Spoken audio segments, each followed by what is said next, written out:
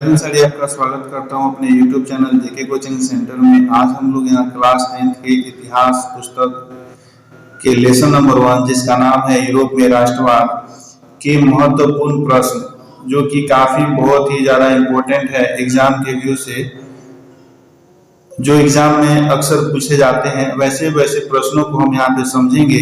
प्रश्न 1, राष्ट्रवाद क्या है? राष्ट्रवाद एक ऐसी भावना है जो किसी विशेष भौगोलिक, सांस्कृतिक या सामाजिक परिवेश में रहने वाले लोगों में एकता का वाहक बनती है, अर्थात एकता स्थापित करती है।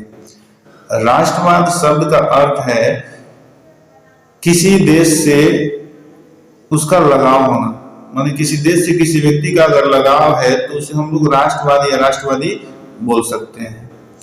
ठीक है, यानी राष्ट्र के प्रति प्रेम को राष्ट्रवाद दर्शाता है।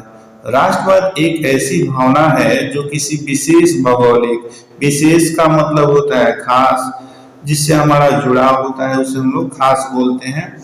तो विशेष भौगोलिक यानी किसी खास जगह, भौगोलिक मतलब किसी जगह को दर्शाएगा। सांस्कृतिक यानी जैसे पुराने जमाने से चले आ रहे हम पुराने जमाने से कोई काम कर रहे हैं तो हमारी परंपरा को सांस्कृतिक बोल सकते हैं। या सामाजिक परिवेश यानी हमारे आसपास में रहने वाले लोगों में एकता का वाहक बनती है। यानी जो राष्ट्रवाद है वो क्या करती है, हमारे आसपास के लोगों में एकता को बनाने में मदद करती है, और मदद करती है इसीलिए उसे वाहक बोला जाता है। अर्थात एकता स्थापित करती है, यानी हमारे बीच में एकता बनाती है। ठीक है,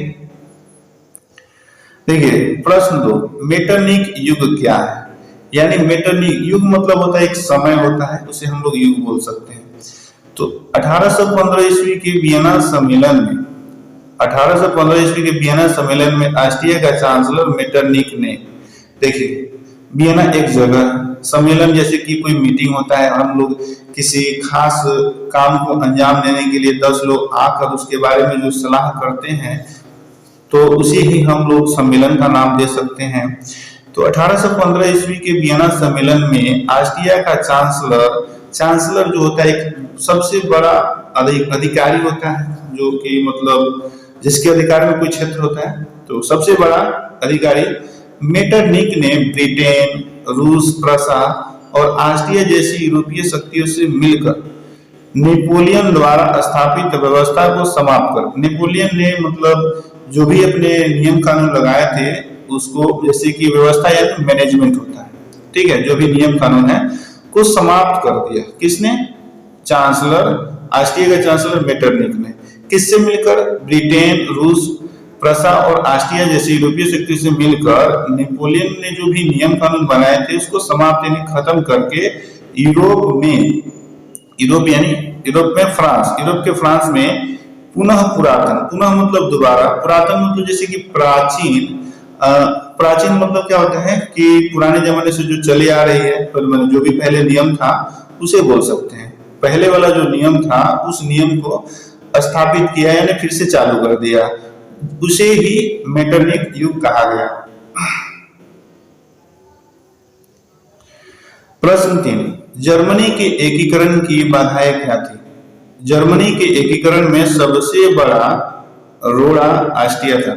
समझिए, एकीकरण मतलब जैसे कि जर्मनी, जैसे कि छोटे छोटे जो भाग होते हैं, मतलब छोटे छोटे जो एरिया होते हैं, अगर उनको हम एकजुट कर लें, मतलब एक ही एरिया में, मतलब एक क्षेत्र में ला दें तो उसे हम एकीकरण बोलते हैं। तो जर्मनी के एकीकरण की बाधाएं मतलब एकजुट होने में बाधा, रुकावट क्या था? तो जर्मनी के एकीकरण में सबसे बड़ा रोड़ा ऑस्ट्रिया था। ठीक है, ऑस्ट्रिया का जर्मनी पर प्रभाव था, यानी ऑस्ट्रिया जो था जर्मनी के ऊपर, मतलब जर्मनी के ऊपर अधिकार था ऑस्ट्रिया का। वो अपने साम्राज्य को बचाने के लिए, साम्राज्य का मतलब क्या था, जिसके राज्य में छोटे छोटे जो क्षेत्र होते हैं उसे मतलब साम्राज्य बोला जा सकता है। वो अपने साम्राज्य को बचाने के लिए ऑस्ट्रिया के अंदर एवं बाहर राष्ट्रवाद की भावना को रोकना चाहता था। राष्ट्रवाद की भावना से लोग क्या होते, एकजुट हो जा रहे थे, इकट्ठे हो जा रहे थे, तो इसलिए वो राष्ट्रवाद की भावना को रोकना चाहता था। अतः वह अपने अस्तित्व को बचाने के लिए जर्मनी का एकीकरण नहीं चाहता था। ठीक है, यानी अगर जर्मनी एकीकरण हो गया, जर्मनी का अगर एकीकरण हो जाएगा तो उसका अस्तित्व यानी उसका नामो निशान मिट जाएगा। अस्तित्व का मतलब होता है वो खुद ही नहीं रहेगा। ठीक है, अतः वो अपने अस्तित्व को बचाने के लिए जर्मनी का एकीकरण नहीं चाहता था। दूसरी बाधा फ्रांस था, जिसका जर्मनी पर अधिकार था। इसका भी जर्मनी के ऊपर अधिकार था। यह नहीं चाहता था कि इसके पड़ोस में एक शक्तिशाली देश का अभ्युदय हो। अभ्युदय हो मतलब आरंभ हो, ये शक्तिशाली देश बन जाए, नहीं चाहता था फ्रांस में। प्रश्न नंबर 4, रक्त एवं लौह की नीति क्या थी? बिस्मार्क को विश्वास था कि जर्मनी का एकीकरण सैन्य शक्ति से ही संभव है। बिस्मार्क को विश्वास था कि जर्मनी का एकीकरण यानी जर्मनी को हम एकजुट कर सकते हैं, उसे सैन्य शक्ति से ही संभव है। वह सैन्य शक्ति के महत्व को समझता था, सेना की शक्ति को महत्व को समझता था। अतः इसके लिए उसने रक्त एवं लौह नीति का अवलंबन किया।